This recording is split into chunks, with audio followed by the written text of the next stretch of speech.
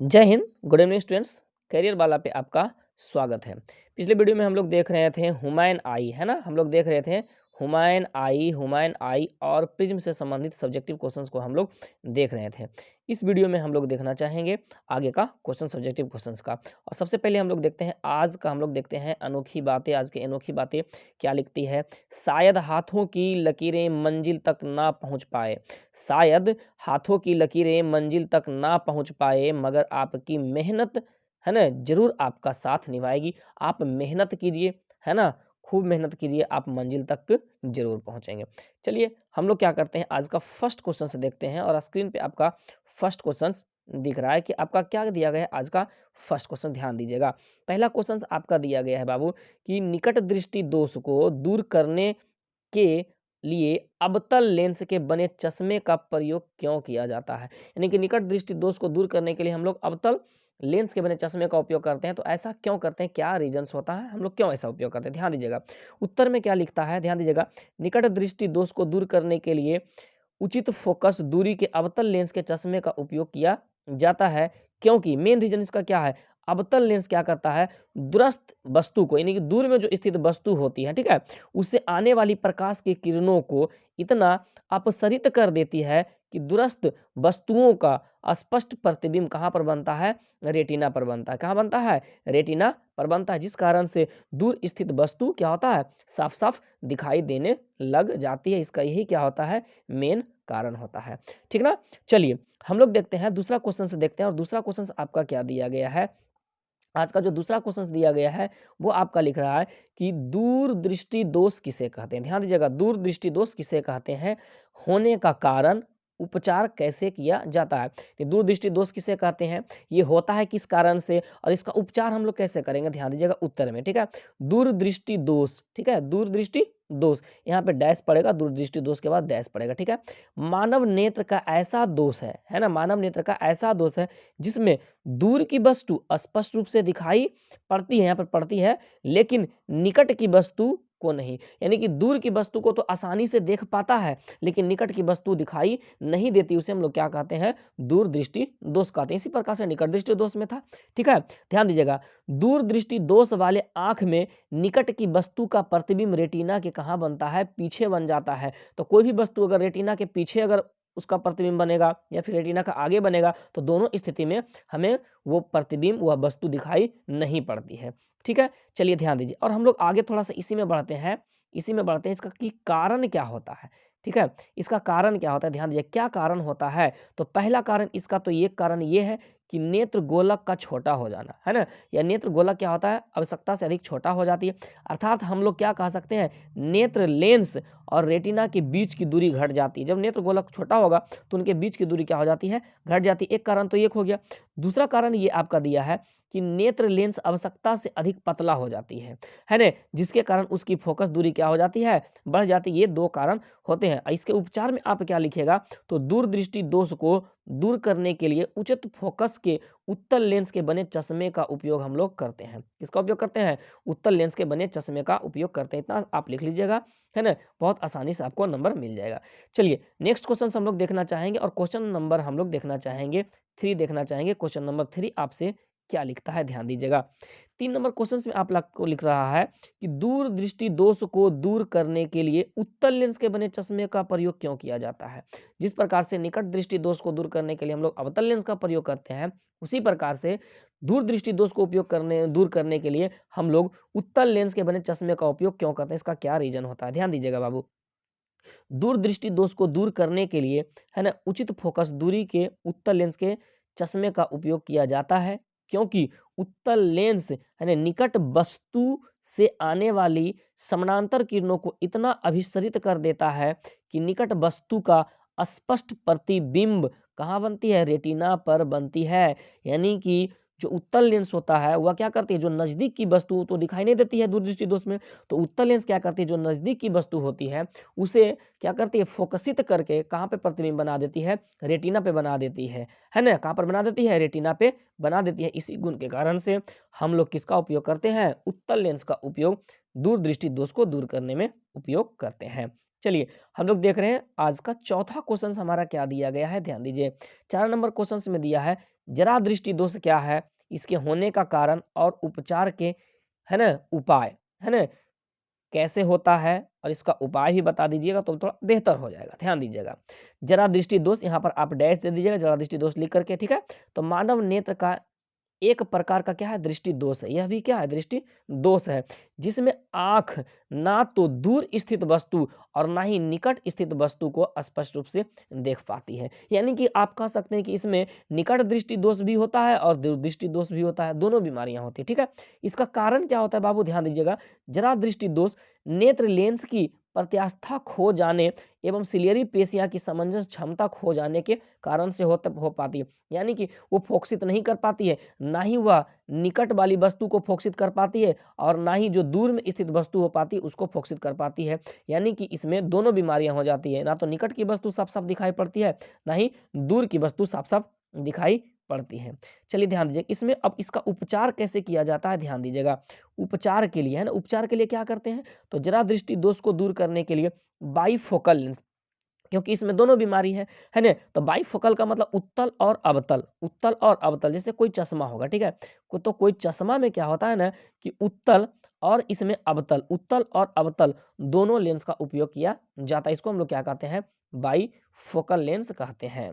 चलिए हम लोग ध्यान देते हैं आज का नेक्स्ट क्वेश्चन, और क्वेश्चन नंबर 5 में आपसे क्या पूछ रहा है, अबिंदुकता के बारे में। ध्यान दीजिएगा, अबिंदुकता क्या है, इसके होने का क्या कारण है और इसके उपचार कैसे किया जाएगा, इसके बारे में बताना है। ध्यान दीजिएगा, अबिंदुकता, अबिंदुकता लिख करके आप यहाँ पर डैश दे दीजिएगा, ठीक है। मानव नेत्र का एक ऐसा दोष है, ध्यान दीजिएगा, मानव नेत्र का यह भी एक क्या है, दोष है, क्योंकि मैंने बताया था कि दोष कितने होते हैं, 4 होते हैं, जिसमें ध्यान दीजिएगा पीड़ित व्यक्ति की आंखें एक साथ क्षैतिज एवं उदग्र रेखाओं को स्पष्ट रूप से नहीं देख पाती है। यानी कि ये हॉरिजेंटल लाइन और वर्टिकल लाइन को स्पष्ट नहीं कर पाती है ना। हॉरिजेंटल लाइन और वर्टिकल लाइन को स्पष्ट रूप से एक बार में वो सेटिस्फाई नहीं कर पाती कि कौन हॉरिजेंटल है कौन वर्टिकल है, ठीक है। अब ध्यान दीजिएगा, इसको दूर करने के लिए हम लोग किसका उपयोग करेंगे, ध्यान दीजिएगा, इसको दूर करने के लिए, यानी पहले इसका कारण हम लोग देख लेते हैं।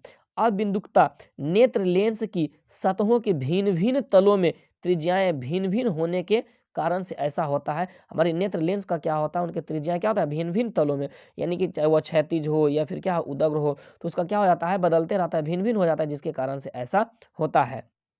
ध्यान दीजिएगा, इसका उपचार के लिए आप क्या कीजिएगा, तो इसके उपचार के लिए क्या किया जाता है, अबिंदुकता को दूर करने के लिए बेलनाकार लेंस का उपयोग किया जाता है। किसका उपयोग किया जाता है, बेलनाकार लेंस का उपयोग किया जाता है।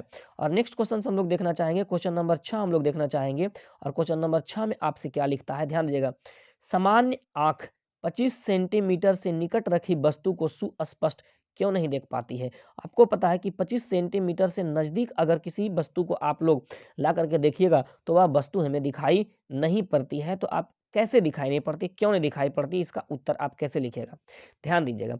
25 सेंटीमीटर से निकट रखी वस्तु से आने वाली प्रकाश की किरणों मानव नेत्र के रेटिना पर ठीक ढंग से फोकसित नहीं हो पाता है। जब 25 सेंटीमीटर से नजदीक वस्तु होगी तो हमारे रेटिना पे क्या होगा, उसका फोकसित नहीं हो पाता है। अर्थात हम ये कह सकते हैं कि नेत्र लेंस की फोकस दूरी एक निश्चित सीमा के नीचे नहीं घट पाती है, यानी कि फोकसित नहीं कर पाती है। इसलिए रेटिना पर उस वस्तु का स्पष्ट प्रतिबिंब, ध्यान दीजिएगा, स्पष्ट प्रतिबिंब नहीं बन पाता है। क्या होता है, रेटिना पर नहीं बन पाता है। जब रेटिना पर नहीं बनेगा तो वह वस्तु नहीं दिखाई देगा। अतः सामान्य आंख से 25 सेंटीमीटर से निकट रखी वस्तु सुस्पष्ट नहीं देख पाती है। इतना आप लिख दीजिएगा, आपको आंसर मिल जाएगा। चलिए ध्यान दीजिए, हम लोग आगे देखते हैं, थोड़ा सा हम लोग आगे देखते हैं। प्रिज्म के बारे में आपसे पूछा कि प्रिज्म क्या है, ठीक है ना, कि प्रिज्म क्या है। ध्यान दीजिएगा, प्रिज्म क्या होता है बाबू, तो ध्यान दीजिएगा, कांच का बना, ध्यान दीजिए, कांच का बना एक क्या होता है, पारदर्शी माध्यम होता है। प्रिज्म क्या होता है, एक पारदर्शी माध्यम होता है जो 3 फलकों से घिरा होता है। ध्यान दीजिएगा, 3 फलकों से, जिसमें क्या होते हैं, ध्यान दीजिएगा, जिसमें क्या होता है, जिसमें क्या होता है, ध्यान दीजिएगा, 3 जो फलक है इसका मतलब हो गया ये तीनों आयताकार फलक की बात कर रहा है। ऐसे तो टोटल 5 फलक होते हैं इसके, है ना। टोटल कितने सतह होते हैं, 5 होते हैं, ठीक है। जिसमें क्या होता है, दोनों टोटल 5 होते हैं, लेकिन इसका 3 जो होता है आयताकार, जिससे हम लोग क्या करते हैं, प्रकाश का अपवर्तन करवाते हैं। ध्यान दीजिएगा। अब यहाँ पे लिखता है जिसका कोई भी 2 अपवर्तक सतह, है ना, 2 अपवर्तक सतह, टोटल अपवर्तक सतह 3 होता है, जिसमें कोई भी 2 अपवर्तक सतह आपस में समानांतर नहीं होता है, क्या कहलाता है, प्रिज्म कहलाता है।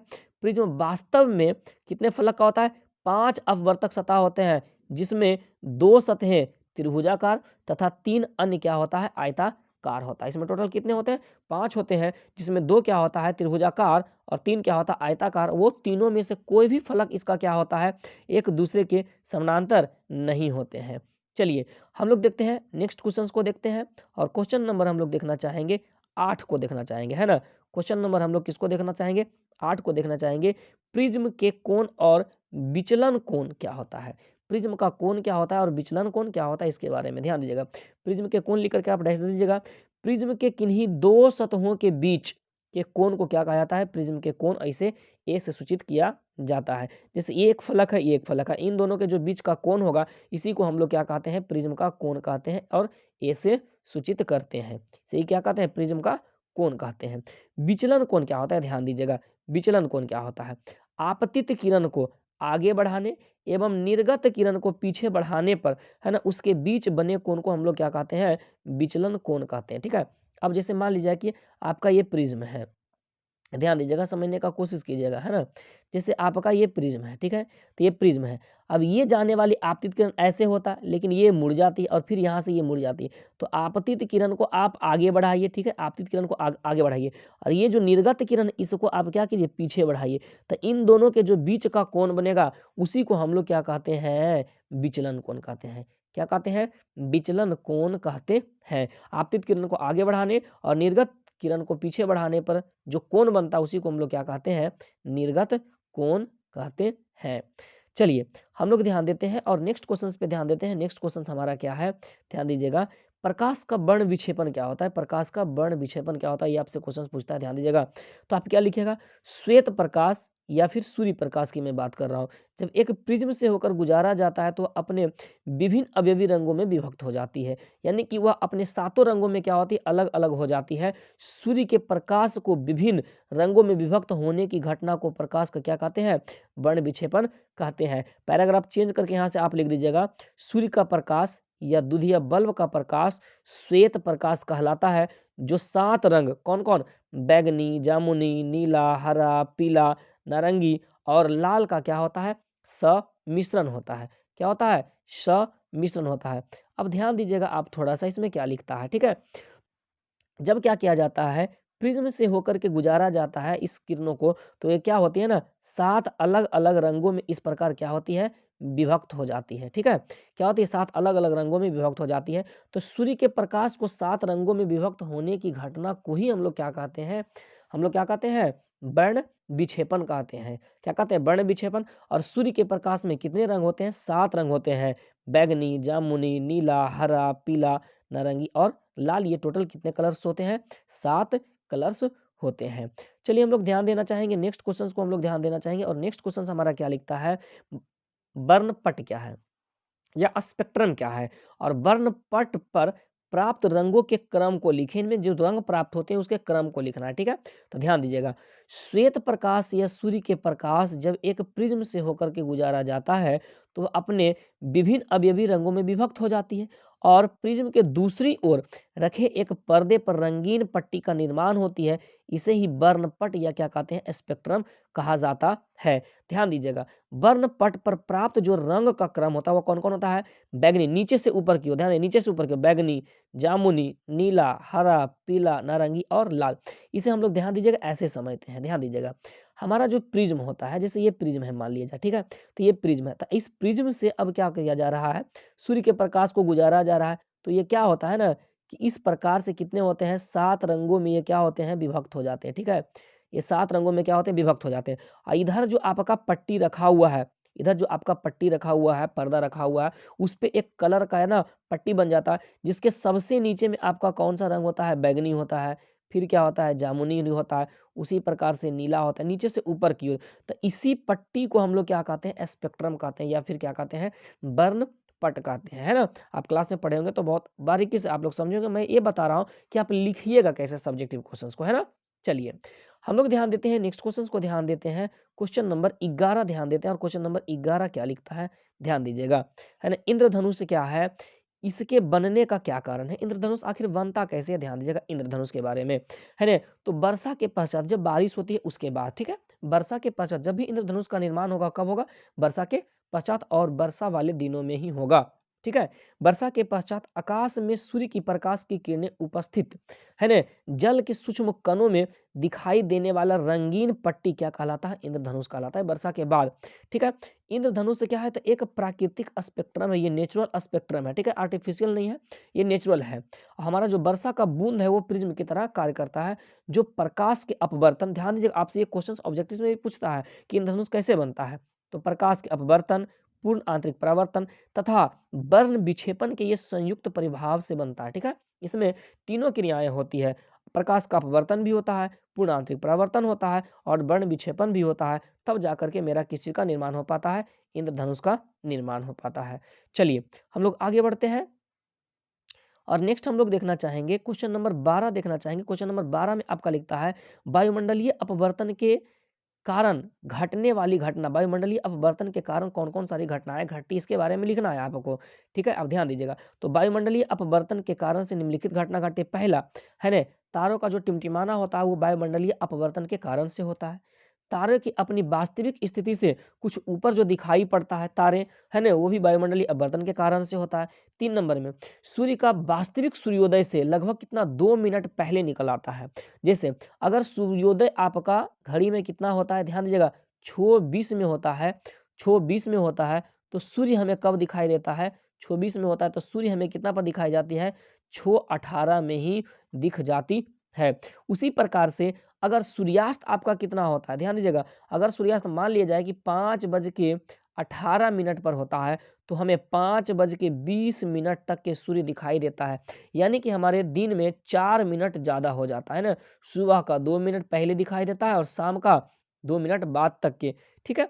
दूसरा आपका लिखता है चौथा नंबर, सूर्योदय एवं सूर्यास्त के समय सूर्य का चक्रीय चपटी अंडाकार दिखाई देना। आप देखते हैं सुबह जब होती है तो एकदम टोटल इस प्रकार से सूर्य लाल लाल दिखाई देती है ना।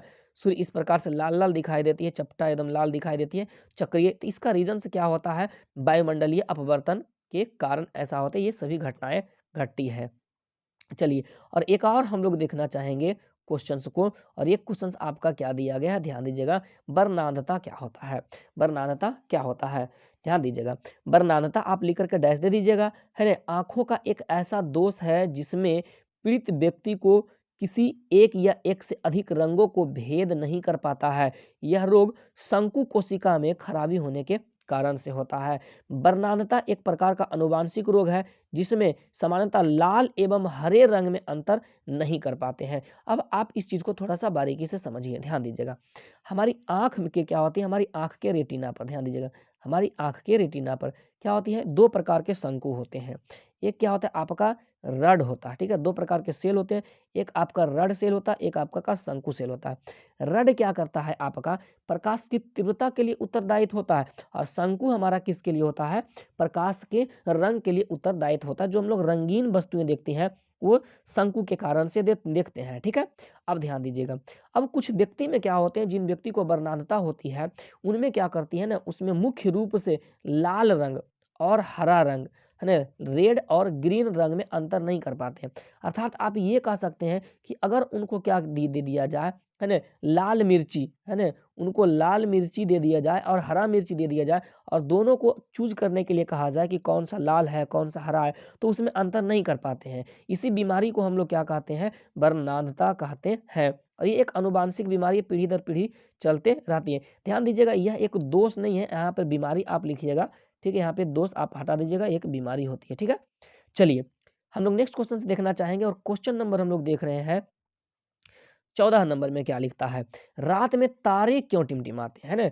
रात में आपको तारे जो आसमान में आप लोग देखते हैं ना, वो हमें टिमटिमाते हुए नजर पड़ते हैं, तो इसका क्या कारण होता है, आप कैसे इसका आप आंसर लिखोगे। ध्यान दीजिएगा, रात में तारे जो टिमटिमाते हैं, ध्यान दीजिएगा, है ना। उत्तर में रात में तारे, ध्यान दीजिए, रात में तारे टिमटिमाते हुए नजर आते हैं क्योंकि वायुमंडलीय अपवर्तन के कारण तारे से निकलने वाला प्रकाश का, है ना, प्रकाश का क्रमिक रूप से बढ़ता घटता रहता है। अब क्या होता है कि तारा कहाँ होता है, तो तारा सबसे पहले तो होता है कहाँ, अंतरिक्ष में होता है ना, अंतरिक्ष में होता है। और अंतरिक्ष से वायुमंडल में आने के पहले हमें निर्वात से होकर के गुजरना पड़ता है, उसके बाद वायुमंडल में, और वायुमंडल में हमारा क्या होता है, जैसे जैसे नीचे आते जाते हैं, कहीं पे हमारा डेंसिटी ज़्यादा, कहीं पे डेंसिटी क्या होता है, कम होता है, ठीक है। तो हमारे यहाँ पर क्या हो जाता है, डेंसिटी कम ज़्यादा होने के कारण से माध्यम चेंज होता है, कहीं सघन कहीं विरल, कहीं सघन कहीं विरल होते चला जाता है, जिसके कारण से अपवर्तन होता है। कैसा अपवर्तन, वायुमंडलीय अपवर्तन होता है। अब ध्यान दीजिएगा, उसके बाद क्या होता है, आँखों तक पहुँचने वाली तारे से निकलने वाला प्रकाश बढ़ता है, तो तारा चमकीला प्रतीत होता है। लेकिन जब वही तारे का प्रकाश घटता है, तो तारा कैसा दिखाई पड़ता है, धुंधला दिखाई पड़ता है। इसी तरह से बार-बार तारे का चमकीला या धुंधला दिखाई देने के कारण से तारा कैसा दिखाई पड़ता है, हमें टिमटिमाता हुआ नज़र पड़ता है ना? वो हमारे क्या होता है, वायुमंडलीय अपवर्तन के मुख्य रूप से कारण से होता है। चलिए, समझ में आ गया होगा। हम लोग नेक्स्ट क्वेश्चंस को देखते हैं, और आपका नेक्स्ट क्वेश्चंस है आपका 15 नंबर क्वेश्चंस में आपका क्या लिखता है, ध्यान दीजिएगा। 15 नंबर क्वेश्चंस में आपसे लिख रहा है, प्रकाश के प्रकीर्णन से आप क्या समझते हैं? प्रकाश का प्रकीर्णन क्या होता है? ध्यान दीजिएगा। जब क्या होती है, सूर्य के प्रकाश पृथ्वी के वायुमंडल में प्रवेश करती है ना, जब सूर्य के प्रकाश पृथ्वी से, तो हमारा सूर्य कहाँ है, अंतरिक्ष में है, तो अंतरिक्ष से सबसे पहले कहाँ आती है ना, निर्वात में, निर्वात से फिर हमारे वायुमंडल में। तो वायुमंडल में उपस्थित विभिन्न गैसों के अणु, अंतरिक्ष में तो कुछ भी नहीं है, अंतरिक्ष में यानी कि निर्वात में कुछ भी नहीं है, ठीक है। लेकिन जैसे हमारे वायुमंडल में प्रवेश करती है, तो हमारे वायुमंडल में बहुत सारे गैस हैं, हाइड्रोजन है, नाइट्रोजन है, ऑक्सीजन है ना, कार्बन डाइऑक्साइड है, बहुत सारे धूल कण है ना, अणु, गैसों के अणु एवं परमाणु क्या करते हैं, अवशोषित कर सभी दिशाओं में प्रकाश को पुनः क्या करते हैं, उत्सर्जित कर देते हैं, यानी कि विभिन्न दिशाओं में फैला देते हैं। प्रकाश की इसी घटना को हम लोग क्या कहते हैं, प्रकाश का प्रकीर्णन कहते हैं। आप सीधी भाषा में एक चीज आप याद रखें कि प्रकाश की किरणों को, है ना, किसी भी चीज से टकरा करके विभिन्न दिशाओं में फैलने की घटना को ही हम लोग क्या कहते हैं, प्रकाश का प्रकीर्णन कहते हैं। चलिए, उसके बाद आप एक लाइन और लिख लीजिएगा, प्रकाश के प्रकीर्णन के कारण ही आकाश का रंग नीला, ध्यान दीजिएगा, आकाश का रंग नीला क्यों दिखाई देता है, प्रकाश के प्रकीर्णन के कारण से। और इसमें नीला या बैंगनी रंग का जो आपका प्रकीर्णन होता है, वो क्या होता है, सबसे ज्यादा होता है, और लाल का क्या होता है, सबसे कम होता है। तथा सूर्योदय एवं सूर्यास्त के समय सूर्य कैसा दिखाई पड़ता है, लाल। आप सुबह सुबह देखिएगा तो सूर्य आपका एकदम लाल दिखाई देगा, शाम में भी आपका सूर्य कैसा दिखाई देगा, एकदम रेड दिखाई देगा, सुबह में भी और शाम में भी, दोनों टाइम में क्या दिखाई पड़ता है, रेड दिखाई पड़ता है। चलिए, समझ में आ गया होगा।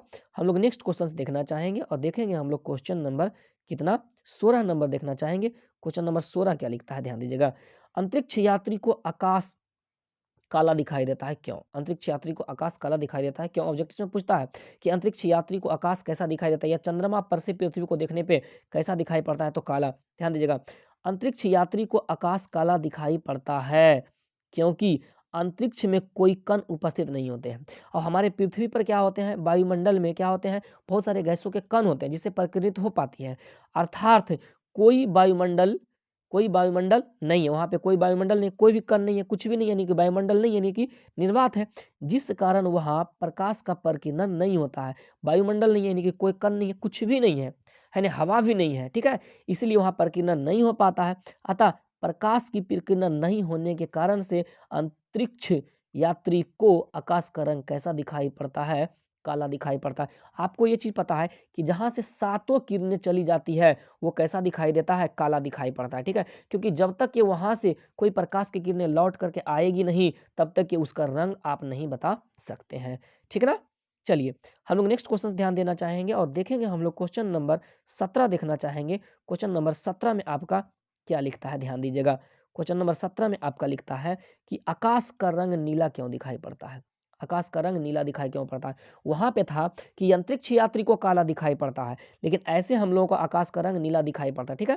ध्यान दीजिएगा, जिस रंग का तरंगदैर्घ्य जितना कम होगा, पहली बात, जिसका तरंगदैर्घ्य जितना कम होगा उसका प्रकीर्णन उतना ही अधिक होगा। तो सबसे कम तरंगदैर्घ्य किसका होता है, बैगनी का होता है, इसलिए प्रकीर्णन अधिक किसका होगा, तो बैंगनी का होगा, है ना, बैंगनी, जामुनी, नीला, तो लगभग तीनों एक ही टाइप का होता है ना, इसलिए बैंगनी एवं नीला रंग का प्रकीर्णन क्या होगा, अन्य रंगों की तुलना में क्या होगा, अधिक होगा। और सबसे कम प्रकीर्णन किसका होगा, लाल का होगा, क्योंकि उसका तरंगदैर्घ्य ज़्यादा होता है। सूर्य से निकलने वाला प्रकाश जब पृथ्वी के वायुमंडल में प्रवेश करती है तो वायुमंडल में उपस्थित विभिन्न गैसों के अणुओं एवं परमाणु के इस किरणों को क्या करती है, बिखेर देती है। और सबसे ज़्यादा कौन बिखरेगा, तो आपका बैगनी, बैगनी, और कौन बिखरेगा, नीला। चूंकि हमारी आंखें बैगनी रंग की तुलना में नीले रंग को ज़्यादा प्रभावित करती है, हमारी आंखें, है ना, क्योंकि हमारी आंख में क्या होता है, आर, है ना, R G B, R G B, R G B का मतलब क्या हुआ, ध्यान दिए, आर का मतलब हुआ रेड, जी का मतलब हुआ ग्रीन, और बी का मतलब हुआ ब्लू, है ना। तो हमारी आंख ये मुख्य रूप से ये तीन रंग को ही अच्छा से कर पाती है, प्राथमिक रंग को ही देख पाती है, बाकी इससे वर्जित करके बनाती है। कौन कौन, रेड, ग्रीन और ब्लू को। तो बैगनी के तुलना में हमारी आंख किसको ज़्यादा देखने का कार्य करती है, तो किसका, नीला को देखने का कार्य करती है। इसीलिए इसीलिए नीले रंग का क्या होता है, इसीलिए क्या होता है, नीले रंग का, ध्यान दीजिएगा, इसीलिए नीले रंग का, है ना, इसीलिए नीले रंग का प्रकीर्णन प्रचुर मात्रा में दिखाई हम लोग को पड़ता है बैंगनी के तुलना में। ठीक है, यही कारण है कि आकाश का रंग हमें कैसा दिखाई पड़ता है, नीला दिखाई पड़ता है। ठीक है ना, जिसका शंकु खराब होगा, जिसका शंकु खराब होगा उसको पूरा नीला नहीं दिखाई पड़ेगा। ठीक है, क्योंकि शंकु में खराबी होने के कारण से उसमें कलर में अंतर नहीं कर पाएंगे ना। चलिए, और हम लोग नेक्स्ट क्वेश्चन से देखना चाहेंगे। आपका नेक्स्ट क्वेश्चन आपका है बाबू 18 नंबर क्वेश्चन में आपसे क्या लिख रहा है, ध्यान दीजिएगा। बादल का रंग सफेद होता है, आखिर ये बादल का रंग सफेद क्यों होता है, ध्यान दीजिएगा।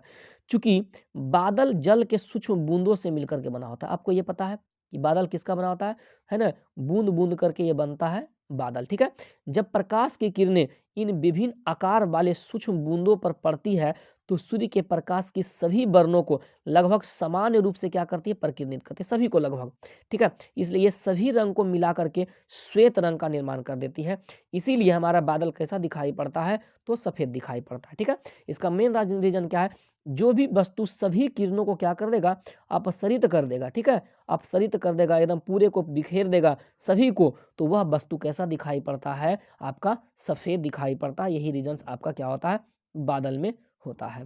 ठीक है ना, चलिए हम लोग नेक्स्ट क्वेश्चन से देखना चाहेंगे, और देखना चाहेंगे आज क्वेश्चन नंबर हम लोग देखना चाहेंगे 19 नंबर में क्या लिखता है, सूर्योदय एवं सूर्यास्त के समय सूर्य रक्ताभ यानी कि लाल दिखाई पड़ता है।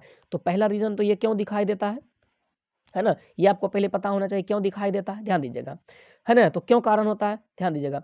सूर्योदय एवं सूर्यास्त के समय सूर्य क्षितिज के समीप होता है। क्षितिज का मतलब क्या हुआ, क्षितिज का मतलब क्या हुआ, हमारी आंखों से थोड़ा सा नजदीक होता है। क्षितिज का मतलब सामने ऐसे होता है, ये उधर इस प्रकार से नहीं होता है ना। हम अगर यहाँ होते तो हमें ऐसा दिखता है, सुबह में पूरब में, और शाम में किस में दिखाई पड़ता है, पश्चिम में दिखाई पड़ता है। ध्यान दीजिएगा, तो क्या लिखता है कि सूर्योदय एवं सूर्यास्त के समय सूर्य क्षितिज के समीप रहता है, अर्थात काफी दूर स्थित होता है। ठीक है, ऐसी स्थिति में सूर्य से निकलने वाली प्रकाश के वायुमंडल में लंबी दूरी तय करना पड़ता है। चूंकि सबसे अधिक तरंगदैर्घ्य वाला लाल रंग के प्रकाश का प्रकीर्णन सबसे कम होता है, इसलिए लाल रंग का प्रकाश ही क्या होता है, हमारी आंखों तक के पहुंच पाता है। अतः सूर्योदय एवं सूर्यास्त के समय क्या होता है ना, रक्ताभ अर्थात लाल दिखाई पड़ता है।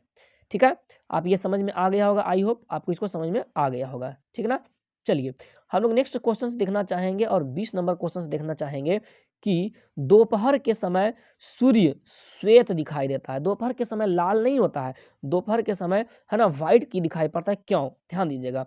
तो जब सूर्य सिर के ठीक ऊपर होता है अर्थात ऊर्ध्वाधर होता है, ठीक है, तो ऐसी स्थिति में सूर्य से निकलने वाला प्रकाश पृथ्वी के वायुमंडल में बहुत कम दूरी तय करना पड़ता है, क्योंकि हमारे सर के नीचे होता है, हमारे यहाँ पे नीचे होता है, इसलिए कम दूरी करना पड़ता है। इस समय नीले तथा बैगनी रंग का बहुत थोड़ा भाग ही प्रकीर्णित हो पाता है, इसलिए सूर्य दोपहर के समय कैसा दिखाई पड़ता है, हमें श्वेत दिखाई पड़ता है ना। आई होप आप बारीकी से बहुत अच्छे तरीके से सभी क्वेश्चंस को आप समझे होंगे, है ना। और इस एक्सरसाइज में जो भी क्वेश्चंस आपका पूछता था, है ना, मैंने इसको एक क्वेश्चंस इसमें आपका पूछता है कि मानव नेत्र का सचित्र वर्णन करें, है ना, एक क्वेश्चंस आपसे एक क्वेश्चन पूछता है, मैंने इसको नहीं बता पाया, ठीक है, इसमें मैं नहीं लिख पाया था, ठीक है। आई होप आप बहुत अच्छा से समझे होंगे। Thank you. इस वीडियो में हम लोग इतना ही रहने देते हैं और हम लोग अगले वीडियो से हम लोग देखेंगे मैथ्स का ऑब्जेक्टिव क्वेश्चंस को हम लोग सोल्व करेंगे। Thank you. जय हिंद, जय भारत।